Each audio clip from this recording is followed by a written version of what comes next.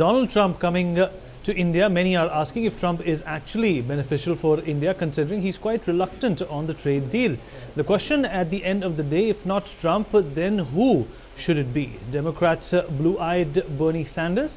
Remember how Sanders has always taken an anti-India stand if we compare his opinion on Kashmir. While Trump has offered mediation on the Kashmir issue, he has always asserted that it will happen only if both India and Pakistan make such a request. Sanders has taken a much more belligerent tone, called India's actions on Kashmir unacceptable as well. Sanders even went on to demand a UN-backed resolution on the Kashmir issue. In fact, let's talk about this. Let's talk about this with our guest in the studio. Joyita is with me. In fact, Mr. Sumit Peer is here. Deshratam Nigam. Bhanu is also with me in the studio, and Mr. Achal Malhotra. Mr. Nigam, let me start by asking you, is Bernie Sanders bad for India? Because, the perception so far has been that Democrats usually have been friendlier as compared to Republicans, but that's not entirely true, right? Because when we conducted the Pokhran nuclear test as well, Bill Clinton used to be the president then, and there was widespread criticism in the United States and a lot of admonishment against India, when we tried to go nuclear. That was under the Democrats. The fact is that it was the same America which removed those sanctions after that was imposed, and therefore one has to be very, very careful. See, if Bernie Sanders, continuously speaks against India, he is going to lose votes of the Indians who have been traditional voters of the Democratic Party. However, it is to the credit of Mr. Trump that he has been able to wean the Indian community from Democrats towards the Republican Party, and with a lot of help from Bernie Sanders as well.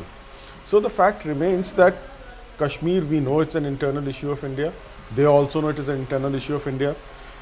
After Shimla agreement, it's become a bilateral issue. All those resolutions, even if they were there in the United Nations, have become obsolete, and the two general secretaries of the UN are on record saying that once a bilateral agreement is there between the two countries about a dispute which is pending in United Nations, then United Nations resolutions become redundant because it has been subsequently taken over by the bilateral agreement. Absolutely. So continuously to rake up Kashmir issue by Bernie Sanders is going to harm his own interest, and especially the influential Indian community out there, a diaspora, which also has a lot of financial clout in US. So let Bernie Sanders do it at his own peril. Okay, well, at his own peril, some strong words from Mr. Nigam. And in fact, these two leaders are very, very different. Bernie Sanders and Donald Trump, they are perhaps, at the opposite ends of a polar scale. One can be called chalk and the other can be called cheese. And let's listen into the contrasting views also that they have when it comes to Kashmir. India's action is unacceptable. The communications blockade must be lifted immediately. Certainly, I would be willing to help if both Pakistan, let's say, and India wanted me to do that. All right, so Bernie Sanders saying that what is happening in Kashmir is unacceptable. He wants a UN resolution. He wants to drag the UN inside. Well, Sumit, the question that one needs to ask is that, is Bernie Sanders even aware of what's happening in Kashmir? 3 group of delegations have been to Kashmir. Even their gumption and their common sense as to what is happening in Kashmir can be questioned because they're not residents of India, right? It's like me going to Palestine or me going to Cyprus or me going to Turkey and assessing the ground situation over there and sharing it with the world. How seriously will I be taken? And this is Bernie Sanders we are talking about, all right? He's on the wrong side of 70, almost pushing 70, almost 80 years of age. And here he is, telling India what to do. I think we need the point number one is which has to go very clear and explicit. Kashmir is our internal affair, and please go out of Kashmir. We have nothing to talk and discuss with you. And point number two, do not threaten us with UN. This has been in UN for last 70 years. What has been UN able to do? Point number three is we are 1/6 of the humanity, third biggest economy by PPP, fifth by GDP. Come on, wake up, smell coffee, beyond the point, stop this Kashmir issue. We are not a Syria or a Sudan whom you can brush around and you can threaten us. We have the 4th biggest, Air Force in the world, 3rd biggest army in the world. Our Navy is better than NATO.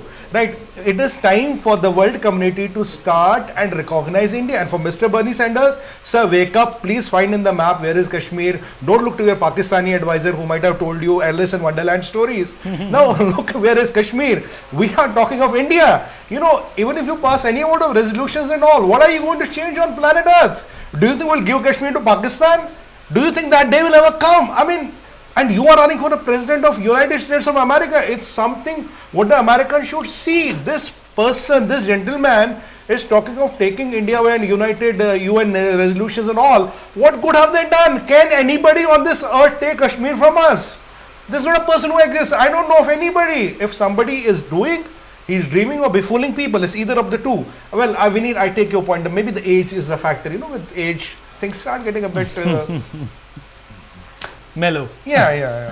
You have a good word. All right, Jyota, in fact, doesn't Bernie Sanders' opinion and the way, in fact, he's trying to condescend the entire matter reek of an imperial mindset? He's basically actually trying to sound as if though India is still what it was perhaps in the 50s and the 60s. Well, first of all, it shows that he's totally ignorant. Second thing that he shows is that he's too much under the influence of his advisors, obviously, who are pro-Pakistani, and there are some Pakistanis also. And then he's also trying to appeal to that so-called Muslim vote bank that is there, because that is there even in the US, in every country possibly. Even we saw what happened, but then we saw what happened in England. UK. Think of what Jeremy Corbyn, I think they went, in 100 years they had not done such so badly. And if Mr. Bernie Sanders goes and talks like this, first of all, the Indian vote, the Hindu Indian vote that is there in the US, it's totally going to shift to Mr. Trump. And that itself, it's considering they hold the key in at least 16 swing states, well, that will ensure Trump's victory. Yeah, so we don't have to worry about Mr. Bernie Sanders. Anyway, with the kind of loony views and sometimes the extreme left views that he has, I'm pretty certain American voters are more discerning than that. Even if at all he wins the race to Democratic presidential There's no chance that's candidature. going to happen. But Mr. Malhotra, do you think that it's a little irresponsible on Bernie Sanders' part to talk about Kashmir? We have all known Pakistan and Pakistani politicians to rake up Kashmir and India issues whenever they want to impress a certain clan of people. But a reputed seasoned politician like Bernie Sanders, who's perhaps going to be running for the post of the president for the second time, when he brings up Kashmir, that only exposes and puts a gaping hole in terms of his knowledge and his exposure to what really is happening on the ground in Kashmir.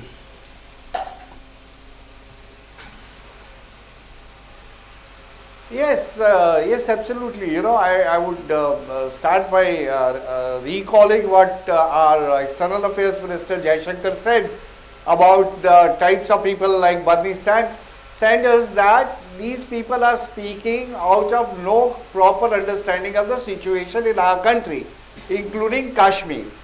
But having said that, our diplomatic offensive, we have been very, very successful so far in making sure that nobody is now talking in terms of, everybody has come to accept our narrative that whatever we have done with respect to Kashmir, whether it was abrogation of 370 or whether it is, even whatever other steps that we have taken, CAA, etc., they are all our internal matters, and everybody has come to accept our narrative. But unfortunately, you will always come across some lobbies, some segments of the so-called Western societies who have their own definition and understanding of the human rights or the religious freedoms, and without having a deep and proper understanding of the situation, they think it their duty to talk about it, and in that case they are probably addressing the the so-called liberal and westernized Americans in their own country, rather than having any other purpose in their mind. So they think that they are the champions of the human rights, therefore they must speak about it, because something is happening in Kashmir about which they have a very distorted picture. They are being ill-advised by their advisors, Pakistani lobbies, and all the sundry narratives that they are being fed into that. But I think a person of his stature should have been wise enough not to make any comment about it, and stay by, he's not going to gain out of it. Definitely, if at all, he will lose out of it, because he is unnecessarily provoking such a strong Indian diaspora in the United States of America, who are very, very sensitive about any adverse comments being made about what is happening in our country. But as I said, they think it is their duty, because somebody is saying something is happening in Kashmir, violation of human rights, but they don't understand the right perspective. Why it is happening, what is happening in Kashmir, why it is happening. It is happening ultimately in the interest, whatever the government of India is doing, it is doing ultimately in the interest of the people of Kashmir. That kind of understanding, is lacking, and nobody is properly briefing on that.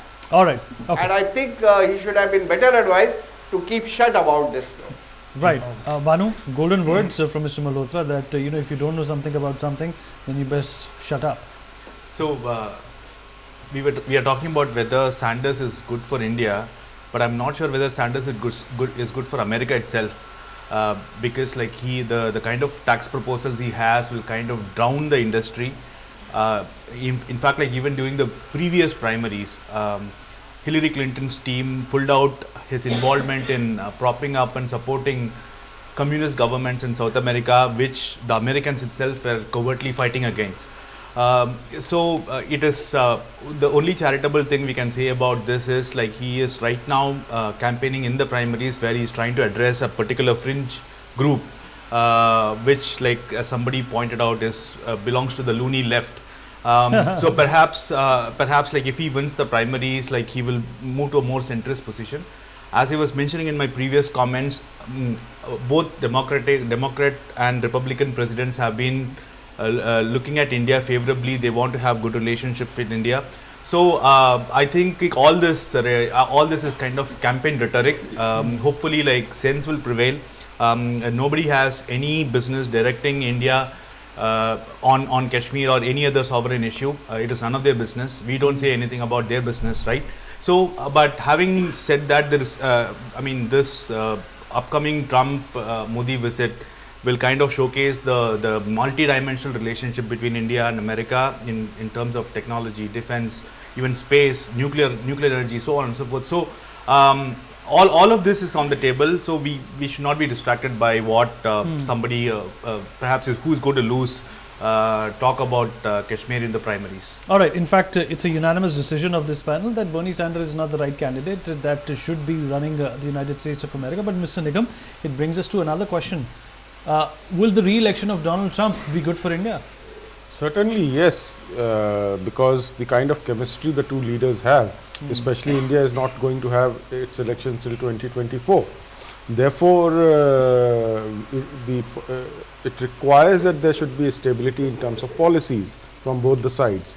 And therefore, once you see President Donald coming, there will be continuity of those policies, and preferably we will see that GSP will be reintroduced again in favor of India, but that probably may happen after the elections.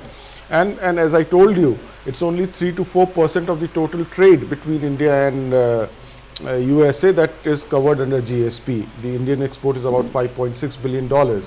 So it is almost ineffective. It was more symbolic rather than practical aspect that was taken by the US administration. But I am sure this will go. However, there are large areas left, there which require more cooperation, like space, as pointed out, and strategic convergence in the Indo-Pacific, or the trade routes that Indian Ocean, safety of the trade routes that Indian Ocean offers.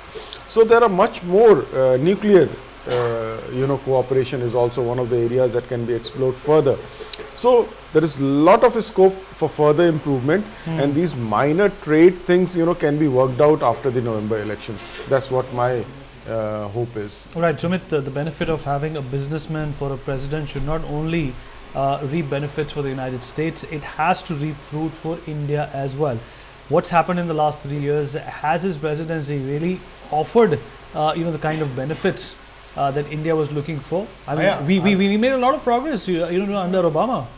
I'll tell you a couple of 2-3 things. First of all, President Trump is the only president who addressed this terror from Pakistan as Islamic terror. Obama has never used the word Islamic terror. That's point number one in India's favor. So it's a big strategic shift in the American foreign policy. Point number two, as I give you the numbers, from 96 billion to 165 billion, positive surplus of 25 billion, right, in the favor of India, out of which $20 billion is the goods and $5 billion is the services. So the common notion is only the IT sector is benefiting out of this. No, it's the goods. $20 billion, $5 billion is the services. See the amount of weapons we have. We have got Seahawks, we have got Chinooks, we have got Apaches. See we are about to get a lot this Patriot missile shield if you want, though we are buying S-400 also. So we are getting weapons, we are getting technology, we are getting access to markets. Our 25% of the FDI is invested by US. Highest investments out of America are done in India. See the amount of companies which have come up. See the amount of cooperation which is happening. See the people connect which is happening. And what I like about President Trump is that fundamental change in the policy where he said, called spade a spade. Islamic terror or jihadist forces are Islamic terror.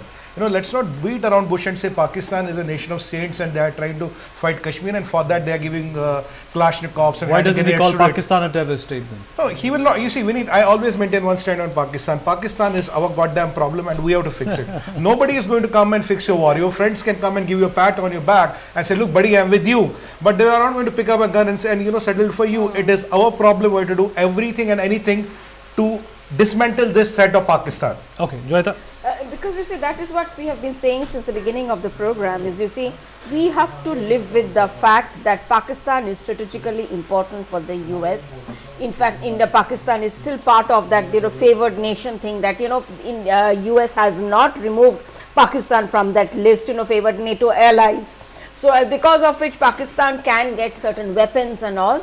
Although it must be said that the US in the recent years has not been really giving the Pakistanis the weapons. There's no money to buy. So the thing is, so it is not that, so to say that the US will let Pakistan go, as long as Pakistan exists, as long as the strategic importance is there, US will not be kind of, saying that, okay, Pakistan is the biggest threat to world terrorism. They will say Iran is the biggest threat, which is a complete lie. Even domestically, when Trump, if you remember, in the run-up to the 2016 presidential election, Hillary Clinton and Trump, they were talking about Iran being the terrorism coming from Iran. But not one word was said about Pakistan. Because there's a reason. So there is, so you see, that is, Iran and US problems go back a long way. So we are not going to get anything out of Mr. Trump about Pakistan as such, in terms of, he is definitely not going to say that, Pakistan is the biggest terrorism problem in the world. He is not going to say that. But yes, what we have to see is that how substantial is the aid cut in term when it comes to Pakistan. Okay. That is something we have to see. But Mr. Nigam, the fact of the matter is that a lot of people feel that, the Prime Minister Narendra Modi and Donald Trump at a certain level are very similar in what they want for their respective nations, and that is an opportunity which is only going to come perhaps once in several decades. So make the most of it. Yes, certainly, and it is all being aided by the personal chemistry between the two leaders, and they both believe in certain grandiose scale of events, and both of them converge on that point. And this is good also. As I said, symbolism is a part of foreign policy everywhere, all over the world, and this sends a message across to the entire international community. And therefore, if the two leaders miss this opportunity, and this opportunity is, I'm not talking about this particular visit, I believe that Mr. Trump would get re-elected because he has got the wind going in his favor, and therefore once he gets re-elected, the real opportunities will then come. It is not now, because now it is more about building the grounds and then also sending a message to the American Indian community that Trump is for India and the Indians. So the real opportunities, we must wait after the November of this year, and you will see there will be a reversal of number of decisions that the US has recently taken, which will be pro-India, because it is only India. Now the focus is China internationally, and that can only be balanced with the help of India and nobody else in the world. Let us be very clear. Absolutely. And India is not the kind of a nation which feeds on other nations' misery, but coronavirus has thrown an opportunity on, unwillingly, unwantingly onto the laps of these two countries, and they must make the most of it. Absolutely. In fact, Mr. Malhotra, that's a question I also want Bhanu to come in on later on. Mr. Malhotra, this is perhaps for the first time that even the international community, and it's a very refreshing thing to hear, the international media has also been pouring out on Indian outreach and diplomacy, and for the first time you're hearing words like India has a muscular diplomacy finally. Isn't that something very refreshing to hear? And that's perhaps all thanks to the kind of leader we have today.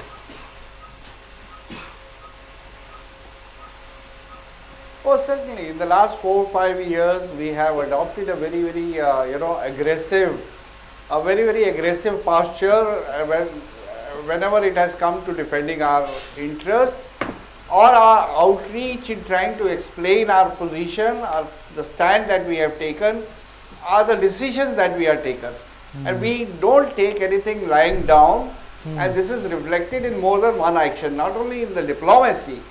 We are not any more reactive. We are proactive also to a certain extent, and our surgical strikes and Balakot, all that are reflective of our, the masculine the muscularity about which you just talked about.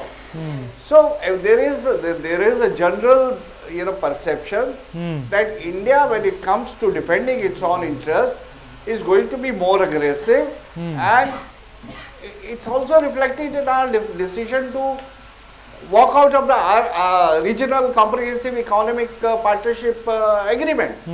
Because when we thought things are not happening the way we would have liked to come out of this regional, though we attach so much of importance to our Act East policy, and to come out of this agreement just because it doesn't suit our interest is something which conveys a message that we are not going to, when it's going to hit our interest, we are not going to take it lying down.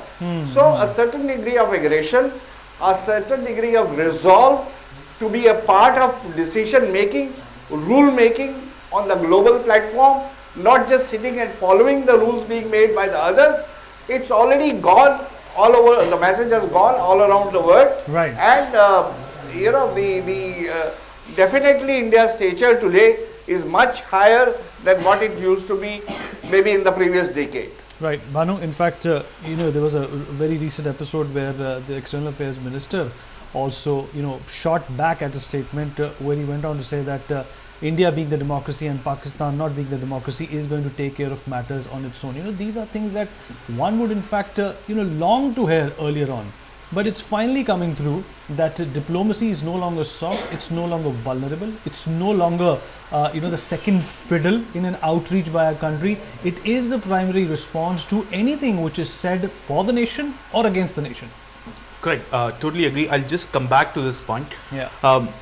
First of all, before Mr. Trump visits India, he would take feedback from his security establishment, and from what I hear written in the Beltway think tanks, some of the retired generals who had served in Afghanistan, in fact, went on to say that we are bombing the wrong country, referring to Pakistan. Okay, so the security establishment is not very favorable to Pakistan. Number one. Second is Pakistan itself is almost a client state of China now and Saudi Arabia. In fact, they call China the blood brothers and so on, and China is like arch rivals to US. So there is no comparison at all. Second thing is, as Mr. Nigam was pointing out, what happens post elections is going to be quite significant, because for Trump, this is the second and last term, so he's going to look at legacy building, and from whatever we see so far, he's very favorably disposed to India. Second, and another important thing is the relationship between India and US has gone much beyond two leaders, right? It's forged by values. In fact, it's very hard to append what is there, the upward trajectory of the relationship. Coming back to the foreign policy, the one thing that is common between India and the US right now is the Americans say it is America first, and India say is India first. Okay, so in fact, reference was made to the RCEP the withdrawal from the RCEP. So it is very clear that there is nothing that is going to be done to please somebody else. It is going to be India first, and like Mr. Modi has been going to various countries and getting this amazing support, not only from the citizens, the Indian diaspora there, but also from foreign leaders. So that also adds to the weight. All right. In fact, that's a very good point made. And who's better, who's not? Well, the fact of the matter is that Donald Trump is coming to India, and he's made a slew of promises. He's in fact getting a delegation of 15 CEOs, and there are going to be trade deals, whether it's going to be a big one or a small one. The fact of the matter is that the similarities between the leaders also paints a positive trajectory for India as well, because the United States needs us as much as we need the United States at this point in time, and that is something to perhaps revel about. For more such videos, subscribe to the NewsX YouTube channel, hit the bell icon.